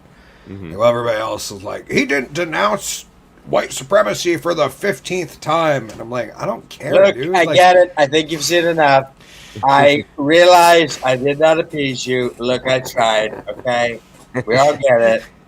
And at the same time, I'm like, dude, it's the best economy I've ever, like, my parents have ever seen. I tried. GW. He grabbed him by the pussy, and that's what he said. And he just said that now. So GW, you and I, we're the same, and that's my point. It's all I have to say is Tara Reid. I don't know if it's pronounced like that. Tara, maybe. I don't know. Sean says, first off, Ezra Lockhart said, hey. What's up, Ezra? Yeah, welcome. Sean said, self-censorship limits your ability for your audience to grow. You automatically put every one of them in boxes, in my opinion. What you guys have to understand is if GW and Hickory were able to say everything that they wanted to say, Woolen Comedy Club would not exist. Yeah, and we would be on an FBI watch list for sure. Yeah, I gotta say, Sean, I apologize, but yeah, self-censorship is a thing, mostly so like I can continue to produce content so that eventually when I figure out where our home base is that isn't YouTube or Facebook, that we still have enough of an audience left to be like, hey guys, like we're going over here where we can be really raunchy. Like we can say all that crazy, really disgusting things that we've been like referencing, but we've never actually said. Yeah, that's a thing. I know we need to get to the Joe Rogan thing, but you know, to me, to just with the self-censorship, like recently been talking about J.K. Rowling with the Potter thing, right? And this is how canceled she is, right? After writing Potter. I just recently saw the reunion thing on HBO Max, right? Yep. They show her talking, and it says dated 2019, right? Because people don't even want to see her talk now. And this is because she said something about trans people, and then she doubled down on her stance on trans people and blah, blah, blah, blah. This woman was richer than the Queen of England. Okay? And then she was just brought up again because Jon Stewart said that people of a certain race and religion look like goblins. Even though I didn't take that out of the movie when I watched it, which I was like, wow, this is one of the few times where I'm like, Jon Stewart, this is a fucking shit take. And you should probably... The goblins were played by one fucking guy, and it's a little person actor, and he did all of them. But he was implying that the goblins being the bankers were referring to, you know, a certain group of people, which I was like, dude, when I watched that movie, that wasn't even a thought in my mind. I was in a wizard paradise here, and all of a sudden you're like, that's racially insensitive. Like, fuck you, Jon Stewart. You had some really good takes on a lot of other shit. Don't ruin it for me, okay? How much weed are you smoking while you're watching Harry Potter? And being like, look at that. They're goblins. That's racist. Like, okay, all right, whatever. But why is after you've made billions of dollars off a book, why are you even talking anymore?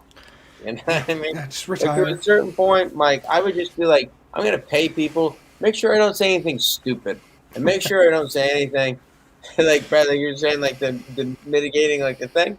At a certain point, I'd be like, yeah, mitigate me. make sure I don't do anything Yep. that makes it so I can't be on the goddamn television documentary about the fucking thing I created because I'm so canceled myself.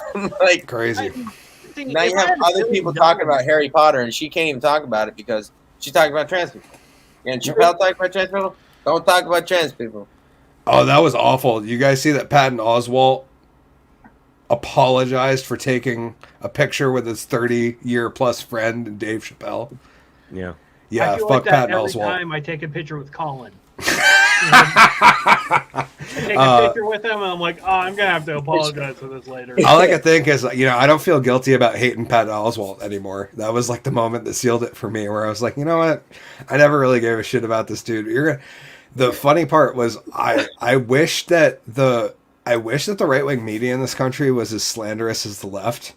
Because if they were, and they bought into narratives as hard as like the left wing slam media was, you would have an article the next morning that said Patton Oswalt, right wing white supremacist, denounces his photo with black man and oppressed figure Dave Chappelle. Like that would be like that'd be the headline. But no, instead it's like, oh, Patton Oswalt apologizes for offending his friends by taking a photo with his friend who he willingly performed with on New Year's Eve. But he didn't really know the context of his last special. Patton didn't have time to watch it, and all of a sudden they're like in defense of this dude. And I'm like, yeah, fuck. So Dude, he never take a picture with him ever again because of the one special? yeah, because he said one thing that offended somebody. I'm like, this dude has said offensive shit for 30 years. Yeah. Like as a comic, like I'm literally, and I say this as I don't really perform stand-up much anymore. I perform magic a little different, but I perform on comic stages with my comic friends, and I try to fit in. I won't ever apologize for my friend's comedy. Like that's like not a thing. Just like I'm sure Brad, you never like apologize for a friend's song, right? Right. You know what I mean? Like unless they wrote something that was like so stupidly just garbage, Driver song. I'm sorry, guys. Yeah, if your best friend were WAP, you might apologize for him. But my buddy wrote WAP. Sorry, guys. But he gave me $1 million, so I feel good about it. Right. On the plus side, it's what's so confusing about the whole thing is like if you really get back to like Dave Chappelle, as far as like Black Lives Matter and you want to get behind that and everything, like Dave Chappelle has done more for the black community than arguably anybody in our generation, say before maybe like a Richard Pryor. You know what I mean? Like he's been someone who's made very vocal in many ways, a lot of things surrounding racism and stuff like that, in a way that other people really couldn't talk about it because he was able to use comedy to break through and talk about these things. And what he's talking about is like, let's not lose sight when we're talking about gay movement, trans movements and stuff like that there's still black oppression and there's still things that are issues in the black community. And people actually take that and they turn it and they say he's anti-trans. Yep. That's not what he's saying. He's making fun of saying if you feel suppressed or you feel downtrodden, realize that there are other communities that have felt downtrodden for a long time. And that's actually like should be a message that's speaking to a lot of people. But instead they're actually turning that as like a negative thing, being like, oh, you're talking down on trans. And he's like, I'm not saying that. And like even he made a joke about like the gay community being like, imagine 400 years of oppression and you guys have really like, gotten together in the last like 50 years and you've made more grounds than we have in 400. That was the joke. And that's not actually a dig at the gay community that's saying, like, look at how you guys have mobilized. You guys did it real fast. Versus what we've done in this amount of time. So it's like people take these things that he's actually trying to say to point out. They're actually positive things in the movement. And they're like bastardizing him for it. And I don't know where that blowback comes from, because if you actually really look at it, he's telling it it's a complex way, it's a complex structure to look at it. But what he's saying is he's actually trying to lift up a lot of these communities. And like you said, by talking about trans communities, like talking about gay rights, by talking about the black suppression and different things that they're dealing with, this is how you get through those issues. And that's how you bring them to light. If you don't ever talk about these things, then you don't normalize them. And then people don't ever resolve these things. So it's like if you just don't want to talk about these things that are like tough issues or complex issues, they're never going to get discussed and they're never going to feel resolved. So it's like, you have to go there. And now you understand, Brad, why we let Colin the Raging Lefty on our show, because he has a damn good point occasionally. That's right. No, it's funny. GW and I always refer to ourselves as politically homeless at this point because we feel like there's nowhere. We joke that Colin took the political compass test and landed left of Gandhi. So we do keep. Yeah, he was always, a little too extreme for me, that Gandhi. So we actually have layouts for like when it's just the three of us, where there's a little Gandhi or AOC or Bernie sitting right of Colin on screen. I thought that was funny. But dude, thanks for hanging out with us. We have gone way long. I don't want to keep you too long, man. I really appreciate you dropping by. Yeah, and it's been awesome. I had one last question. I totally. You pretty much addressed the censorship of Sad Little Man earlier. So you did find out by comments was basically how you discovered that was happening. Because I was curious about that when I saw your video about it. Was like, how did you figure that out? Because I felt like that must be a hard thing to discover, because obviously in your analytics it probably petered off and got low. Mm-hmm. But if you weren't paying attention to like every video's analytics, you wouldn't have noticed that. So it was comments and stuff. Yeah, it was comments that sort of tipped me off, and it was really, people were having a hard time finding it, and people were searching for it, and it was like that day that Glenn Beck had shared it, and I had been on some other podcasts, so there's a lot of traffic to the video, and what really proved it to me was, so I was doing different searches, it wasn't coming up.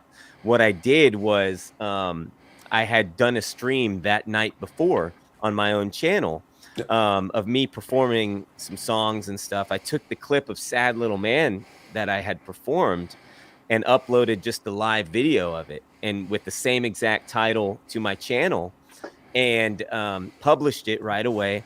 Searched Sad Little Man 5 Times August. That live video showed up instantaneously, but the actual music video was still being suppressed and hidden. So I was like, okay, yeah, it's clearly been attacked here. So after a lot of back and forth with, I talked to YouTube through Twitter, through email, Google's. You did actually get response. Okay. I talked to them, and they flagged the video. They demonetized it because it wasn't advertiser friendly. They said it was had medical misinformation.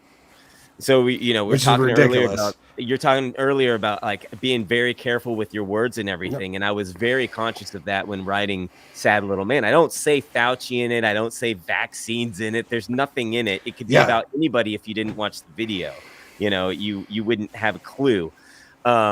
So they flagged the video for medical misinformation. I've had an ongoing thing for weeks now with YouTube saying, tell me what the medical misinformation is. Tell me what specifically the medical misinformation is.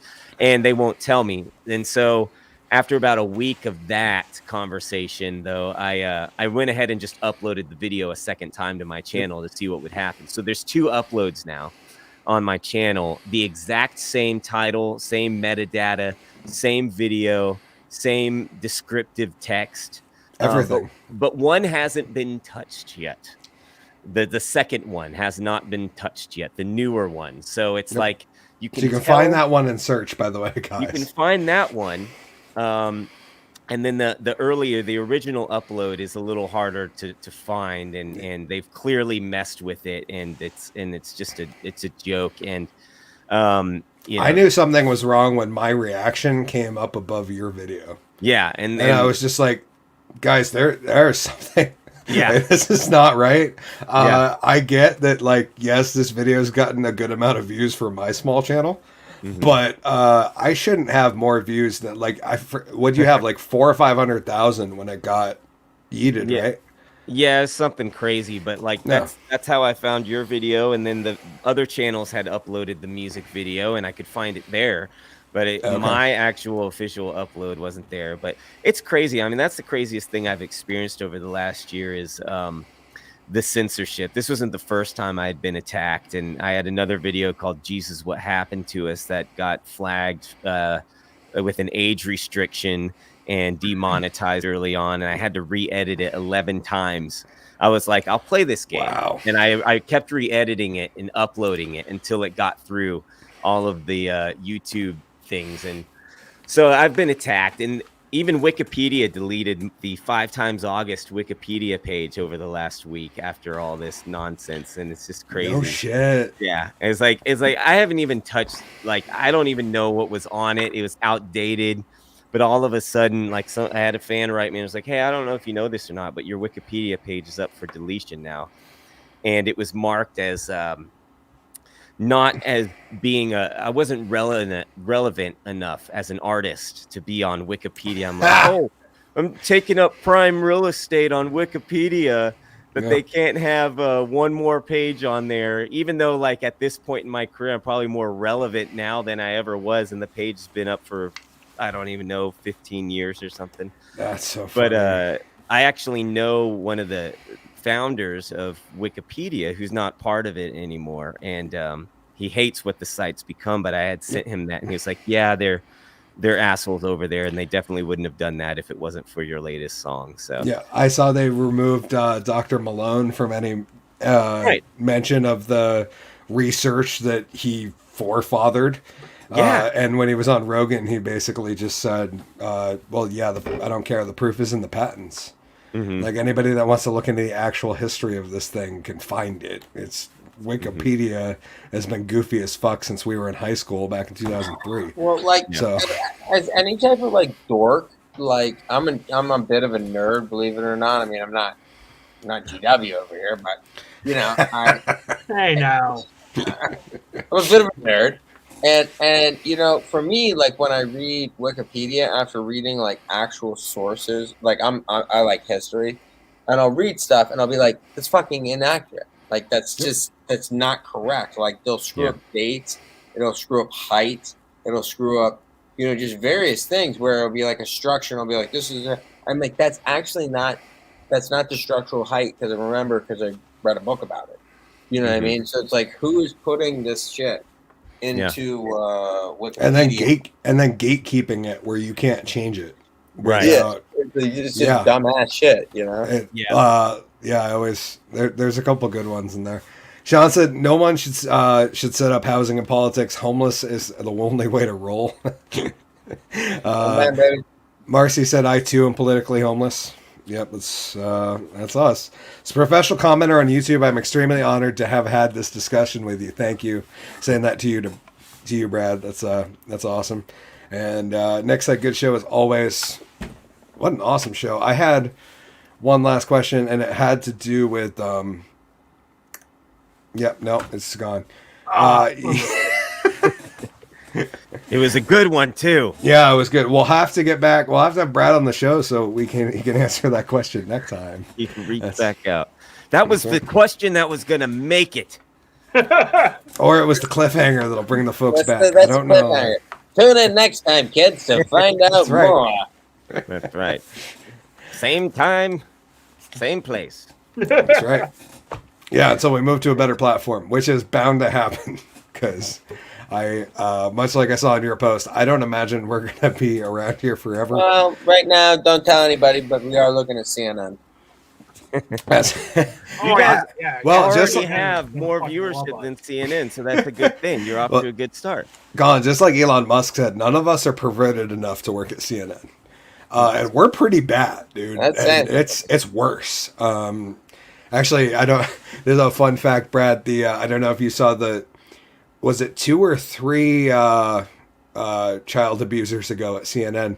One of them had his love shack like half an hour from us in Ludlow, Vermont. That was we try to cover those delicately, but that one was much like many stories we cover, unfortunately, lately. It was way too close to home.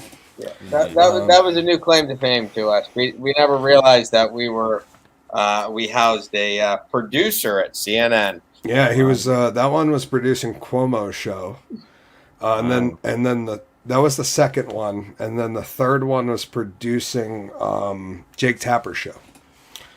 Yeah, there's a bunch of freaks over there at CNN that shouldn't be allowed to participate in society, but they're providing you news. Right. What a shit show we live in. It's an interesting timeline. I had a guy today at work tell me, you know, Hickory. He didn't call me Hickory because like I was at work and I go by my first name. And he looks at me and he's like, if shit keeps getting this bad, there's gonna be a revolution soon. And I just looked at him and I was like, I got toilet paper and ammo, bro. I'm ready. That's all you need. That's right. TP and ammo. I got a river and a water filter. Like I've packed on enough pounds in quarantine that I'm not scared to go a little while. You know what I mean? The wife and I can afford it after shutting down the gyms. It was I'm fat and weak. It's been a sad realization the past couple of months where I was like lifting stuff during the holidays and I was like, dude, I used to squat like 4 plates and like getting up off the toilet in the morning is a little like yeah. Part of getting older. I was like, no, I need to go back to the gym, dude. I could bury 4 plates like a year and a half ago. I was deadlifting 500 and I was like, now I'm just like lifting a 50-pound case of chicken is like, do I want to do this now or am I going to wait till like a few minutes? Getting up and down off the toilet involves like a noise where you're just like, ah. Yep. That's also the noise I make when I'm on a toilet. Well, there's those noises too. Ah, yeah. It's a what do you call it? A trilogy of noises. The beginning noise is the sit down noise, which sounds like the middle noises, which sounds like the get off noises. So there's the Brad, maybe that's the secret to you writing this top 40 hit that is gonna let you just ride out the rest of your days comfortably. That's what the kids want to hear these days. Old man noises. Yeah, one of my coworkers showed me today that there's a Spotify station that's literally 1,000 different fart noises. And I was like, the sad part is whoever put that together is probably making bank right now. Because there's a bunch of 30-year-old children like me, like, oh, I wonder how many fart noises there is. Yeah, there's 1,000 different ones. Yep. That sounds great. A bunch of adults. Good commute drive soundtrack. That's right. Because that's how I'm going to feel when I show up at work anyways. So it's like a real long, juicy one. Right. But Brad, thank you so much for joining us. Please shout out any socials. Yeah, you can follow me on all the socials: Facebook, Instagram, Getter, Gab, Twitter, YouTube at 5timesaugust. Locals, check out 5timesaugust.com for all the links to the music and the videos, and I've got shirts up there, and there's other ways to support the music, and there's a mailing list on there. Sign up for that in case I get booted off of all of those social media websites. Then I can still email you. Do you post the locals regularly, by the way? I was just curious because I signed up to save. There's a few sites where I've signed up just to reserve my hashtag. Like I haven't actually posted anything on Getter, but I did get my Getter address. I have a locals one, a Rumble one. It's hard to balance all of the social media websites. It's wild, right? Yeah, I have a hard time with just the 3 main ones, and then getting into alt tech is like a I gotta vary. I'm trying to figure out what to do with them all. To each locals is pretty cool though. There's some great. I've got some great support over there. There's people can actually support it and send you support financially, and it's a cool way to connect with fans. And I kind of think what I'll be doing with locals is offering more exclusive sort of posts, and it's more like a not to say other sites, but like a Patreon or like a subscribe star, a little bit. Yeah. But mixed with more like more content forward. I don't know. Yeah. Right. It's basically what I got the gist of is that I could set up like a free level as well as a paid level, and then you could offer the okay, members get this stuff, but Yeah, This is and publicly yeah, and I available. haven't taken advantage of that stuff quite yet, but I think that might be on the books for this year. But I think I'm most active on Twitter because it's just random thoughts, and I just post whatever I'm thinking at the moment. It's But funny because I have never had a Twitter. yeah, Yeah, I had Parler, and I stayed with it through the rise. I posted with it through election 2020. I was having a great time, and then as soon as it went kaput, when it came back, GW and I just looked at each other and were like, "This is not the same."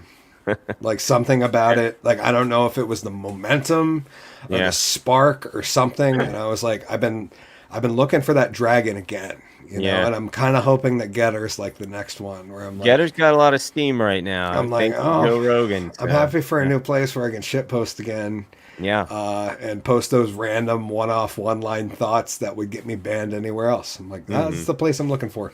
Is the place where yeah, because anything I posted on Parler back in the day would have gotten me yeeted right off Facebook. Right. Which I loved. Yeah, that was the reason I was there.